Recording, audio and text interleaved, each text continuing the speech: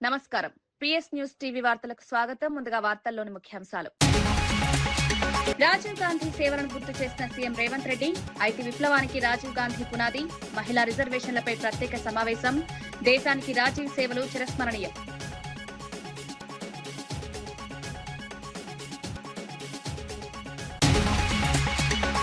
నాగేశ్వరరావు వ్యాఖ్యలపై అసంతృప్తి వ్యక్తం చేసిన బాలినేని, ఆధారాలు లేని వ్యాఖ్యలు సరైంది కాదన్న మంత్రి, బాధ్యతాయుత స్థానాల్లో ఉన్నవారు జాగ్రత్తగా మాట్లాడాలని సూచన, విశ్వసనీయత దెబ్బతింటుందని హెచ్చరిక.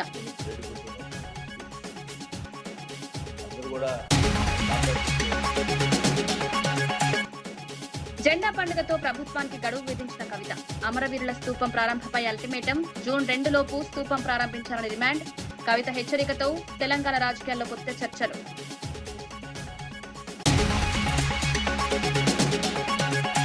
కాణిపాకంలో వసతి భవనాలను ప్రారంభించిన ఆనం రామనారాయణ, భక్తులకు మెరుగైన సదుపాయాలపై దృష్టి, ఆలయ అభివృద్ధికి కూటమి సర్కార్ కట్టుబడి, వినాయక సదన్ కొత్త అంతస్తును ప్రారంభించిన మంత్రి.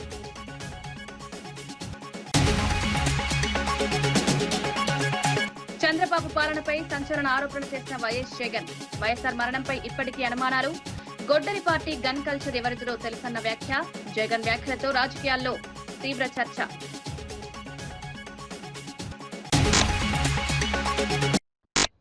మాజీ ముఖ్యమంత్రి వైఎస్ జగన్ తీవ్ర స్థాయిలో రాజకీయ వ్యాఖ్యలు చేశారు. చంద్రబాబు పాలనలోనే తన తాత రాజారెడ్డి, చిన్నాన వివేకానందరెడ్డిల హత్యలు జరిగాయని ఆరోపించారు. అసెంబ్లీలో అడుగు పెట్టనివ్వనని చంద్రబాబు బెదిరించిన కొద్ది రోజులకే తన తండ్రి వైఎస్ఆర్ హెలికాప్టర్ ప్రమాదంలో మరణించారని గుర్తు చేశారు. ఆ ఘటనపై ఇప్పటికీ అనుమానాలున్నాయని పేర్కొన్నారు. వివేకానందరెడ్డి హత్య కేసులో కీలకంగా ఉన్న దస్తగిరి దర్జాగా కారులో తిరుగుతున్నారని విమర్శించారు. రాష్ట్రంలో గొడ్డలి పార్టీ గన్ కల్చర్ ఎవరిదో ప్రజలందరికీ తెలుసన్నారు. ఇదే చంద్రబాబు నాయుడు గారిని సూటిగా, మా కుటుంబంలో ముగ్గురు, మా తాతగారు, మా నాన్నగారు, మా చిన్నాన్నగారు ముగ్గురు బలైపోయారు. మేం బాధితులం కానీ మాపైనే వీళ్ళు తప్పుడు రాజకీయాలు చంద్రబాబు నాయుడు గారు చేయిస్తారు. మా తాతగారు రాజారెడ్డి గారిని చంపింది ఎవరని అడుగుతా ఉన్నా చంద్రబాబు నాయుడు గారిని. టీడీపీ వాళ్ళు కాదా? ఈ ఘటన చంద్రబాబు ముఖ్యమంత్రిగా ఉన్నప్పుడు కాదా జరిగింది అని అడుగుతా ఉన్నా. 1999 అసెంబ్లీ ఎన్నికలకు ఏడాది ముందు 1999 చంద్రబాబు నాయుడు గారు ముఖ్యమంత్రిగా ఉన్నారు. 1999 ఎన్నికలకు ముందు ఏడాది ముందు చంద్రబాబు నాయుడు గారు ముఖ్యమంత్రిగా ఉన్నప్పుడు మా తాతగారిని రాజారెడ్డి గారిని చంపారు. కేవలం నాన్నగారిని రాజశేఖర రెడ్డి గారిని పులివెందులకి కట్టడి చేయాలి అన్న ఒక్క రాజకీయ కోణంతో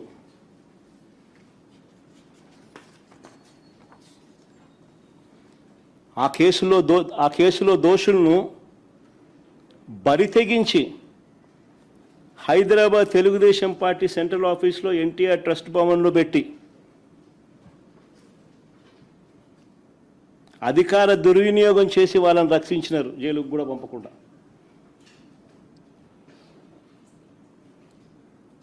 మరి ఇది ఎవరిదయ్యా క్రిమినల్ బ్రెయిన్ చంద్రబాబు గారు అని అడుగుతాను. ఎవరిదయ్యా క్రిమినల్ బ్రెయిన్ అని అడుగుతాను చంద్రబాబు నాయుడు గారిని.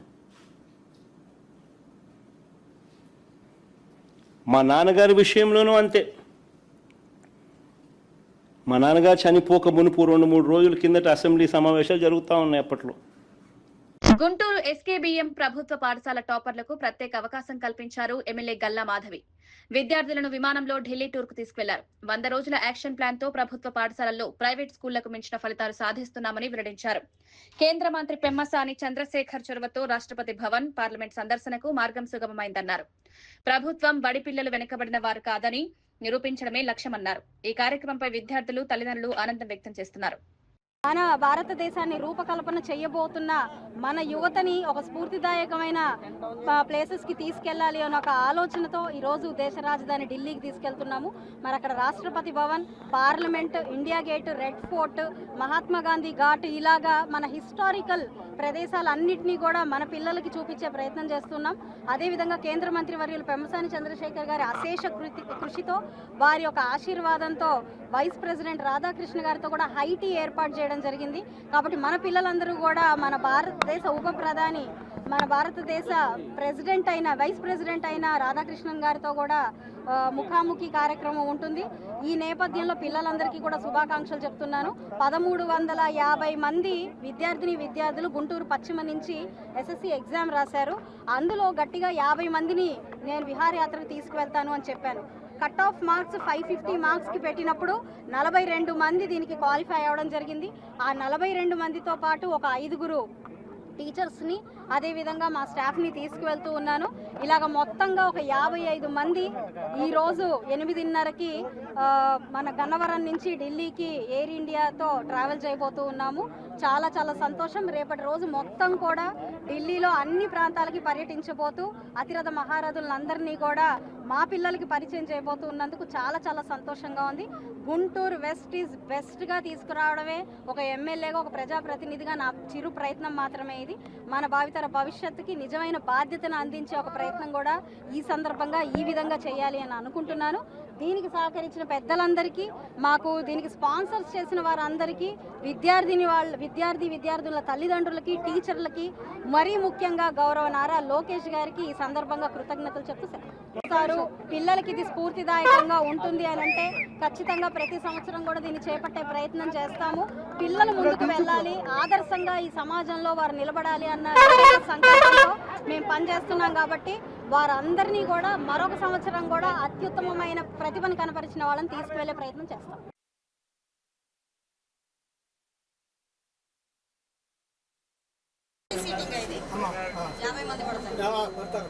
మిగతా 5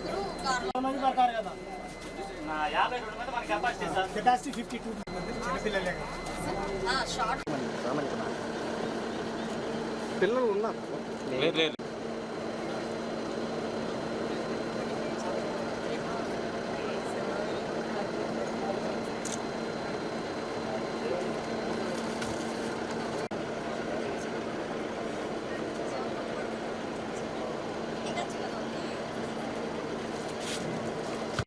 మేడం గారితో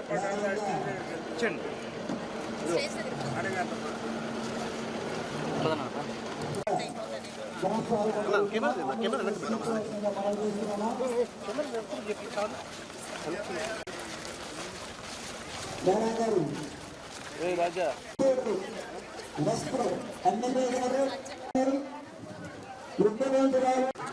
ఝాన్సీ గారు I request to take over the students' charge. Sudhakar కుర్చీలు అటు పెట్టించమ్మా, అటు పెట్టించేసారు కుర్చీలు. తీసుకెళ్లాలని చెప్పేసి కోరుకుంటున్నాను. దయచేసి అందరూ కూడా కూర్చోవాలి.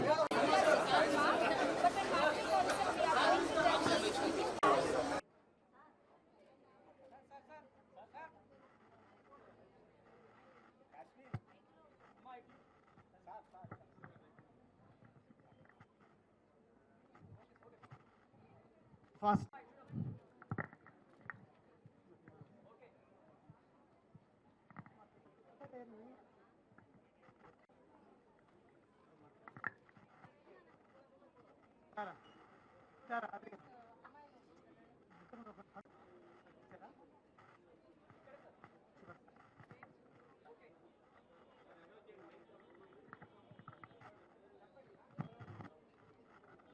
మనకు ఆల్లారి గారికి, తిరుపతిరావు గారికి, ఎల్బిఆర్ అండ్ సైన్స్ వెంకటేశ్వర గారికి, మదన్ గారికి భాష్యం.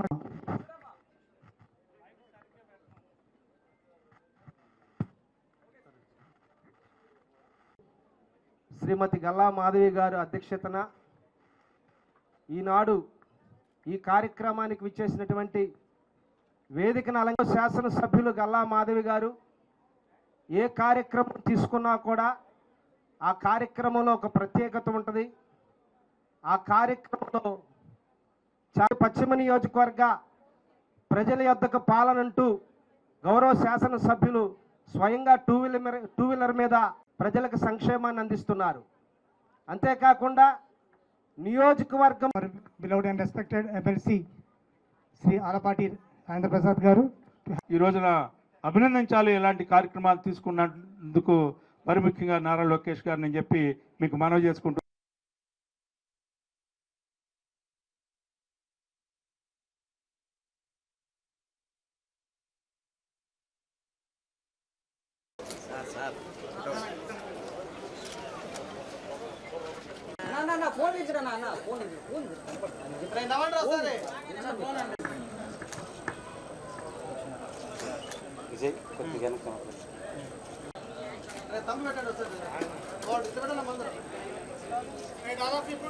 తమ్ము పెట్టండి అందరు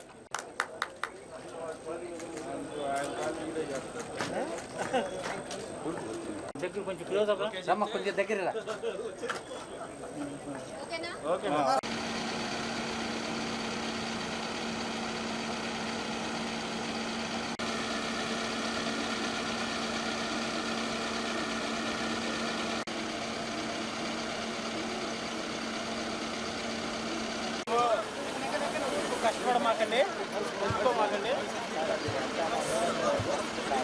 సీఎం రేవంత్ రెడ్డి సొంత నియోజకవర్గం కొడంగల్లో రైతుల ఆందోళన ఉద్రిక్తతకు దారితీసింది. వికారాబాద్ జిల్లా దౌలతాబాద్ మండలం దేవరపసులోది గ్రామంలో రైతులు రోడ్డుపై బైఠాయించి నిరసన చేపట్టారు. నెల రోజులుగా ధాన్యం తరలించడం లేదని రైతులు ఆవేదన వ్యక్తం చేశారు.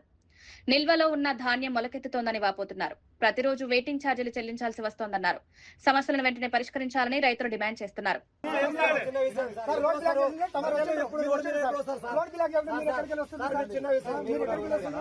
ఈ రోడ్ మీద ప్రజలు ఎప్పుడు వస్తారు? ఏ టైంలో వస్తారు? ప్రజలు మీరు పోతే ఏమన్నా సమస్య పోతేనే వస్తారు. ఎంఆర్ఓ ఆఫీస్ కాదు కాబట్టి మీరు ఎంఆర్ఓ లేరు.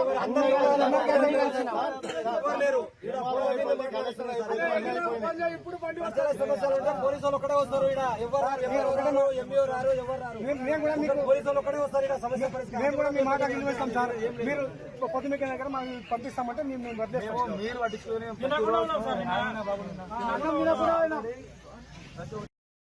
ఇదే మీ రాజ్యం, ఇదే మీ రాజ్యం, రాజ్యం దోపిడి రాజ్యం, ఇదే మీ రాజ్యం, ఇదే మీ రాజ్యం, దొంగల రాజ్యం దోపిడి రాజ్యం, ఇదే మీ రాజ్యం, ఇదే మీ రాజ్యం, దొంగల రాజ్యం దోపిడి రాజ్యం. రైతుల సమస్య ఏంటనే పరిష్కరించాలి, రైతుల సమస్య ఏంటనే పరిష్కరించాలి, అధికారులు ఏంటనే రావాలి, అధికారులు ఏంటనే రావాలి. ఇదే మీ రాజ్యం, ఇదే మీ రాజ్యం, దొంగల రాజ్యం దోపిడి రాజ్యం. రైతుల సమస్యలు వెంటనే పరిష్కరించాలి.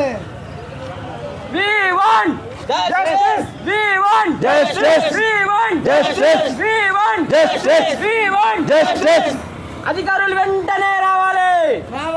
రావాలి, అధికారులు రావాలి, అధికారులు వెంటనే రావాలి, అధికారులు వెంటనే రావాలి, మార్కెట్ కమిటీ చైర్మన్ వెంటనే రావాలి, మార్కెట్ కమిటీ చైర్మన్ వెంటనే రావాలి, రావాలి. We want Justice. We want Justice. We want Justice. We want Justice. మా ఓట్లు వెంటనే కొనాలి, మా ఓట్లు వెంటనే కొనాలి. తమిళనాడు రాజకీయాల్లో కీలక పరిణామం చోటు చేసుకుంది. సీఎం విజయ్ మంత్రివర్గ విస్తరణ కార్యక్రమం ఘనంగా నిర్వహించారు. లోక్ భవన్ లో కొనసాగుతున్న కార్యక్రమంలో కొత్త మంత్రులు ప్రమాణ స్వీకారం చేశారు. మొత్తం 23 మందితో విజయ్ కేబినెట్ రూపుదిద్దుకుంది. ఇందులో 21 టీవీకే ఎమ్మెల్యేలు, 2 కాంగ్రెస్ సభ్యులున్నారు. కొత్త మంత్రివర్గంతో పాలనలో మరింత వేగం తీసుకురావాలని ప్రభుత్వం భావిస్తోంది. முழு முதல் ஆட்சியையும் ஒருமையையும் நிலைநிறுத்துவேன் என்றும் தமிழ்நாட்டு அரசின் அமைச்சராக உண்மையாகவும் உளச்சான்றின்படியும் என் கடமைகளை நிறைவேற்றுவேன் என்றும் அரசியலமைப்பிற்கும் சட்டத்திற்கும் இணங்க அச்சமும் ஒருதலை சார்பும் இன்றி விருப்பு வெறுப்பை விலக்கி பலதரப்பட்ட மக்கள் அனைவருக்கும் நேர்மையானதை செய்வேன் என்றும் ஆண்டவன் மீது ஆணையிட்டு உறுதிமொழிகிறேன். ஸ்ரீநாத் எனும் நான் தமிழ்நாட்டு அரசின் அமைச்சர் என்ற முறையில் எனது கவனத்திற்குள்ளாவதும் தெரிய வருவதுமான எந்த பொருளையும் அமைச்சரின் கடமைகளை உரியவாறு நிறைவேற்றி தேவையான அளவுக்கன்றி ஒருவரிடமோ பலரிடமோ நேர்முகமாகவோ மறைமுகமாகவோ அறிவிக்கவோ வெளிப்படுத்தவோ மாட்டேன் என்று ஆண்டவன் மீது ஆணையிட்டு உறுதிமொழிகிறேன்.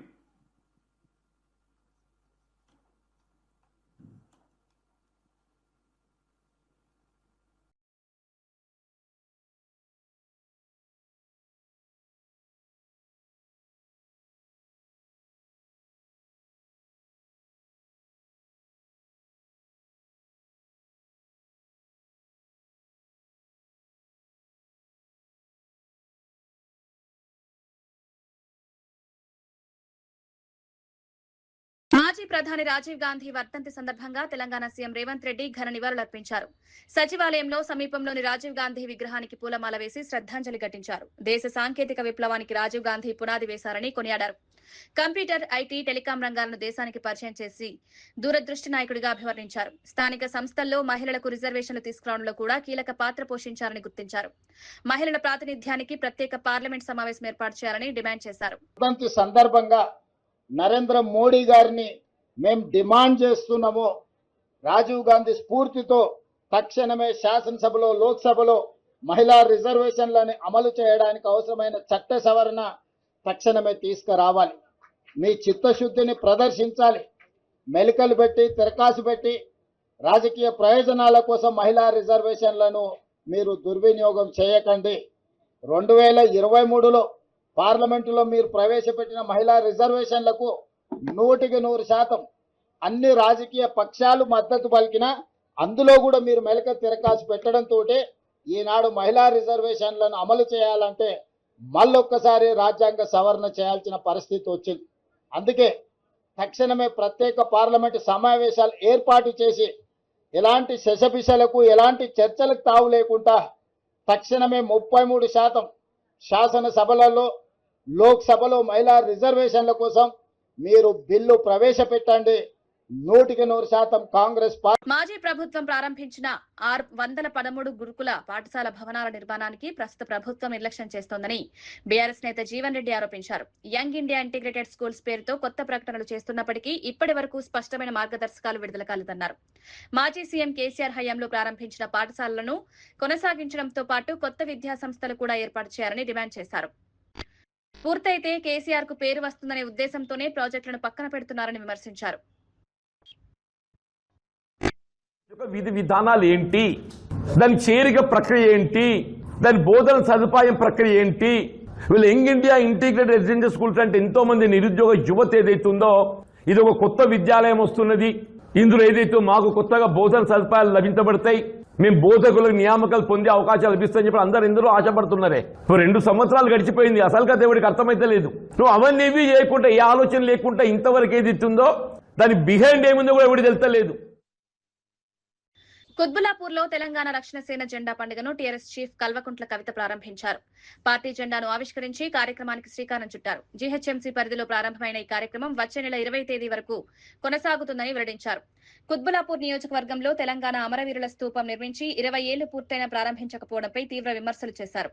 తెలంగాణ ఆవిర్భావ దినోత్సవమైన జూన్ 2వ తేదీలోగా అమరుల స్తూపాన్ని అధికారికంగా ప్రారంభించాలని ప్రభుత్వానికి గడువు విధించారు. ఆలోపు ప్రారంభించకుండే తెలంగాణ రక్షణ సేన ఆధ్వర్యంలో తామే స్వయంగా స్తూపాన్ని ఆవిష్కరిస్తామని డిమాండ్ చేసుకోవచ్చు.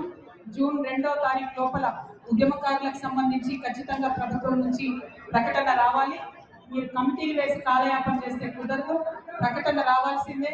2వ తారీఖు నాడు ముఖ్యమంత్రి గారు జెండా ఎగరేసినప్పుడు గోల్కొండ కిలా మీద 250 గజాలు ఎక్కడ ఇస్తున్నారు, ఎట్లా ఇస్తున్నారు స్పష్టత ఇవ్వాల్సిందే. ఎంతమందికి పెన్షన్ ఇస్తున్నారో స్పష్టత ఇవ్వాల్సిందే.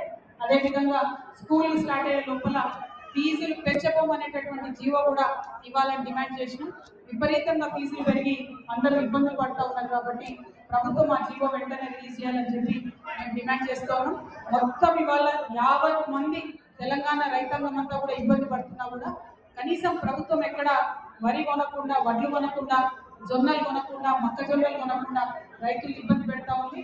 రైతుల పక్షాన అందరూ టీఆర్ఎస్ పార్టీలో ఉన్నటువంటి నాయకులు, సైన్యం అంతా కూడా రేపటి నుంచి కళ్ళకు పోవాలని చెప్పి రైతులకు మద్దతు ఇవ్వాలని చెప్పి డిమాండ్ చేస్తూ ప్రభుత్వాన్ని వెంటనే కొనుగోలు కేంద్రాలు పెద్ద ఎత్తున ప్రారంభించాలి.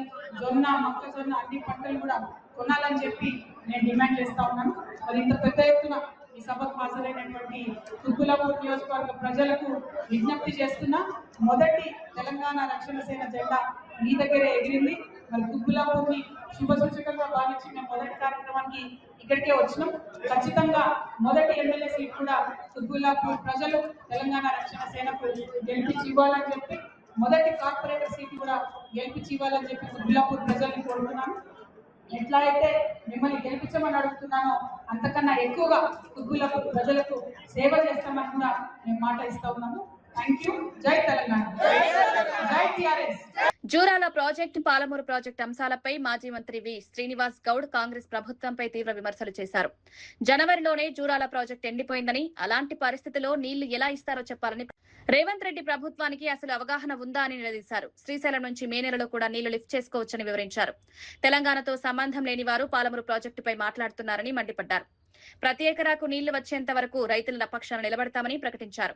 మేలో కూడా నీళ్లు తీసుకొని రిజర్వాయర్ నింపుకోవచ్చు. ఎండిపోయిన దగ్గర నీళ్లు నింపుకుంటామా చెప్పండి, ఎట్లయితుంది?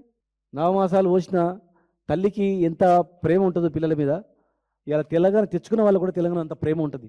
ఉట్టి అడ్డగోలుగా తెలంగాణకు సంబంధం లేనోడు, తెలంగాణ గురించి కోరుకోనోడు ఇలా ఎవరంటే ఎవరు పిచ్చి పిచ్చిగా మాట్లాడితే పాలమూరు ప్రాజెక్టు మీద అది కాదది. 100% మేము పాదయాత్ర చేస్తాం, 100% బిడలు ఉంచుతాం, ప్రభుత్వం ఒత్తిడి తీసుకొస్తాం. రైతుల కన్నుల్లో సంతోషం చూసేంత వరకు, ప్రతి ఎకరాకు నీళ్లు వచ్చేంత వరకు వదిలిపెట్టాం. రైతులకు ఇచ్చిన హామీలన్నీ కూడా, రైతు బంధు కావచ్చు, రైతు బీమా కావచ్చు, ఇంకా ఏమేమి హామీలు ఇచ్చిండ్రో బోనస్లు కావచ్చు, అవన్నీ రైతులకు ఇచ్చినటువంటి హామీ నెరవేర్చేంత వరకు మేము ఖచ్చితంగా తిరుగుతాం, చేస్తాం. నార్లాపూర్ నుంచి ఉదండపూర్ వరకు మా యాత్ర సాగుతుంది. దాని తర్వాత ఖచ్చితంగా ఇచ్చిన హామీలపైన, మా జిల్లా ప్రజలపైన, అన్ని వర్గాలపైన మేము చేస్తాం. ముద్దురాజులకు బీసీఏలకు గూప్లో చేస్తామన్నారు, ఏమైందని అడుగుతాం. గొల్ల కురువులకు 3 లక్షల రూపాయలు బ్యాంకులు ఇస్తాన్నారు, ఏమైందని అడుగుతాం. గీతా కార్మికులకు 10 లక్షల రూపాయలు ఎక్స్గ్రేషియా ఇస్తున్నారు, ఏమైందని అడుగుతాం. మున్నూరు కార్పొరేషన్ ఏమైందని అడుగుతాం. ఎంబీసీ కులాలకు పదవులు ఏమైందని అడుగుతాం. 42% రిజర్వేషన్లు ఏమైందని అడుగుతాం. ఏ ఒక్క అంశం మీరు ఇచ్చినటువంటి దాని మీద మేము చేస్తాం. కనుక దయచేసి ఉట్టుట్టిగా.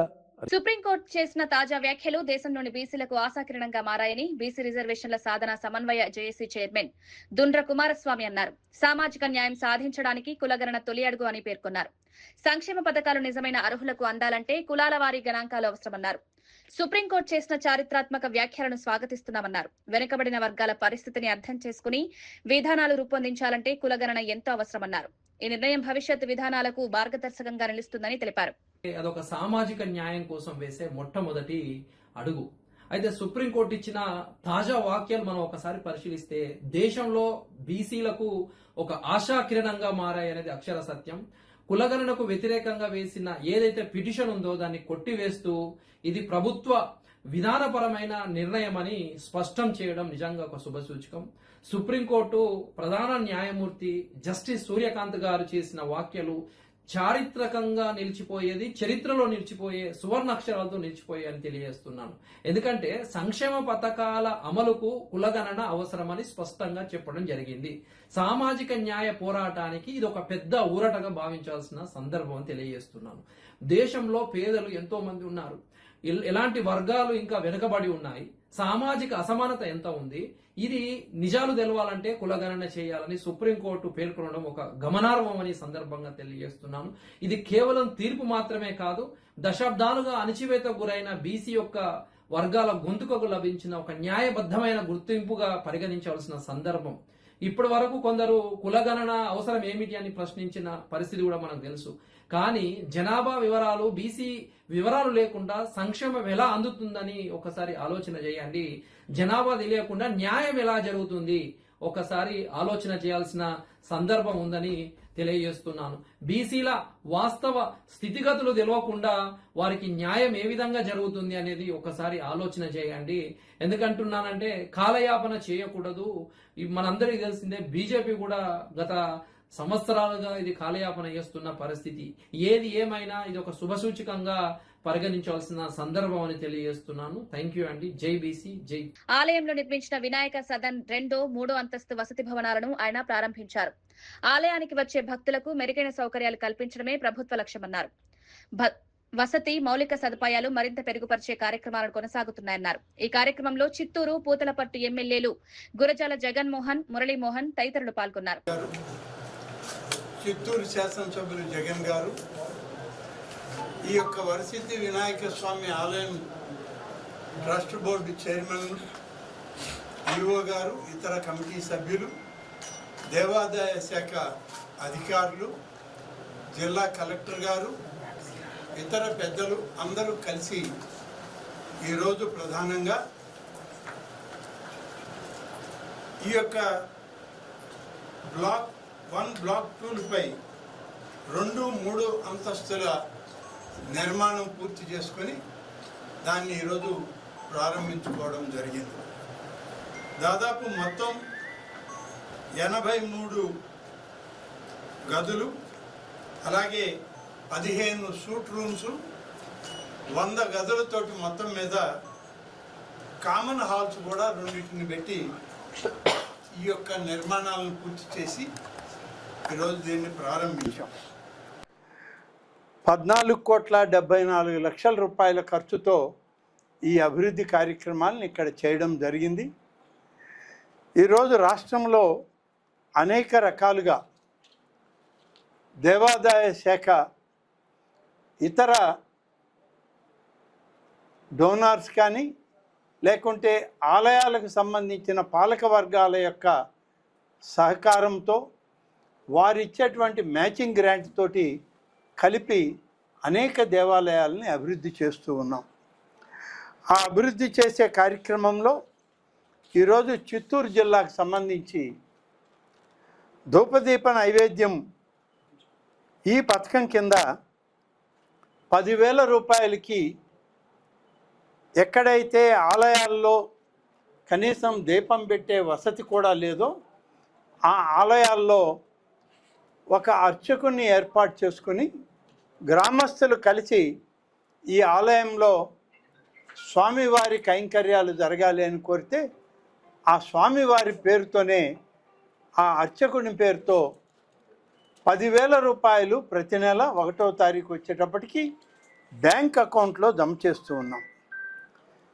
ఈరోజు చిత్తూరు జిల్లాలో 183 ఆలయాల్లో 3,39,00,000 రూపాయలతో ఈ పథకం అమల్లోకి ఉంది.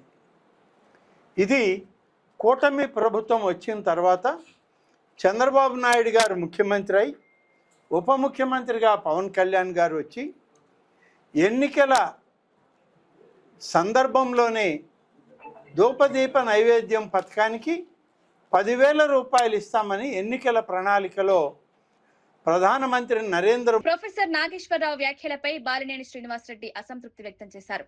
నాగేశ్వరరావుకు ఎమ్మెల్సీగా, రాజకీయ విశ్లేషకుడిగా సమాజంలో మంచి గుర్తింపు ఉందని పేర్కొన్నారు. పవన్ కళ్యాణ్, నాదెండ్ల మనోహర్ కలిసి అమిత్ షాను జగన్ అరెస్టు చేయాలని అడిగాడంటూ మాట్లాడడం బాధాకరమన్నారు. అంతటి గుర్తింపు ఉన్న వ్యక్తులు ఆధారాలు లేని వ్యాఖ్యలు చేయడం సరైంది కాదన్నారు. ఇలాంటి వ్యాఖ్యలు చేస్తే వారి విశ్వసనీయత దెబ్బతింటుందని హెచ్చరించారు. చాలా మంది వ్యూవర్స్ కూడా ఆయనంటే ఇష్టపడే వాళ్ళు చాలా మంది ఉన్నారు. అందరూ కూడా ఆయనంటే నాన్ కాంట్రవర్షియల్, మంచి ఎనలిస్ట్ అనుకున్నాం. మొన్న నాగేశ్వరరావు గారు మాట్లాడుతూ పవన్ కళ్యాణ్ గారు విషయం ఎత్తడం, పవన్ కళ్యాణ్ గారు అమిత్ షా దగ్గరికి, పవన్ కళ్యాణ్ గారు మనోహర్ గారు అమిత్ షా దగ్గరికి పోయి జగన్ గారిని అరెస్ట్ చేయాలి అని చెప్పారని చెప్పి మాట్లాడటం చాలా బాధగా ఉంది. ఆయన అలా మాట్లాడటం, ఇంక ఎవరో రకరకాల మాట్లాడుతుంటారు, కానీ ఆయన అలా క్రెడిబిలిటీ ఉన్న వ్యక్తి అలా మాట్లాడటం చాలా బాధాకరమైన విషయం. ఎందుకంటే ఏదో పార్టీ వాళ్ళు ఇచ్చింది తీసుకొచ్చి చెప్పడం, మాట్లాడటం అనేది ఒక అనలిస్ట్ అది కరెక్ట్ కాదు. క్రెడిబిలిటీ పోగొట్టుకుంటున్నారు మీరు.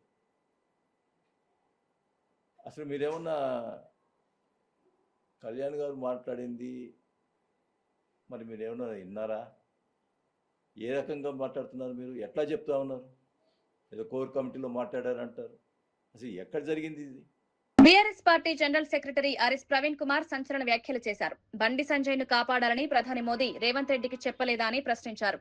నువ్వు ఏ దేవుడి దగ్గరకు రమ్మన్నా వస్తానని, బండి సంజయ్ ను తీసుకురావాలని సవాల్ విసిరారు. తడి బట్టలపై ప్రమాణం చేద్దామన్నారు. బండి సంజయ్ ను కాపాడేందుకు 9 రోజుల పాటు అరెస్టు చేయలేదని ఆరోపించారు. ఈ వ్యవహారంపై ప్రభుత్వం ప్రజలకు సమాధానం చెప్పాలని డిమాండ్ చేశారు. గౌరవ ప్రధానమంత్రి నరేంద్ర మోడీ మధ్యన 10వ తారీఖు నాడు పెరేడ్ గ్రౌండ్లో ఏం సంభాషణ జరిగింది? మోడీ గారు మిమ్మలను బండి సంజయ్ గారిని కాపాడమని చెప్పలేదా? ఏ దేవుని దగ్గర పోదామంటే ఆ దేవుని దగ్గరికి వస్తారు. లక్ష్మీనరసింహస్వామి దగ్గర పోదాం, లక్ష్మీనరసింహ పోదామా, లేకపోతే శ్రీశైలం మల్లన్న దగ్గరికి పోదామా, లేకపోతే ఉమామహేశ్వర స్వామి దేవాలయానికి పోదామా, సిరిసనగండ్ల లక్ష్మీనరసింహస్వామి శ్రీరామచంద్రుల దేవాలయానికి పోదామా, మీరు ఏ దేవాలయానికి అంటే ఆ దేవాలయానికి, భాగ్యలక్ష్మి దేవాలయానికి దగ్గర పోదామంటే పోదాం. బండి సంజయ్ని తీసుకురండి, మీరు రండి, మేమందరం వస్తాం. ఆ తడి బట్టలతో పోయి మీరు చెప్పండి, ఆ రోజు ప్రమాణం చేయండి, మీకు నరేంద్ర మోడీ గారు బండి సంజయ్ని కాపాడమని చెప్పలేదా? అందుకొరకే మీరు 9 రోజులు వెయిట్ చేయలేదా?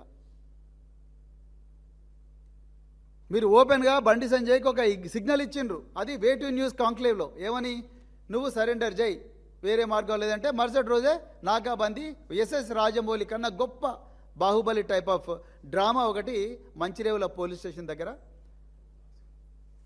మంచిరేవుల గ్రామం దగ్గర టెక్ పార్క్ ఎకో పార్క్ ఉంది. ఆ ఎకో పార్క్ ఎదురుగా 8 గంటల 15 నిమిషాలకు యూనిఫామ్ వేసుకున్న పోలీసులు వస్తారు, బండి సాయి భగీరథ్. అది అట్టర్ ఫ్లాప్ అయిపోయింది ఆ డ్రామా.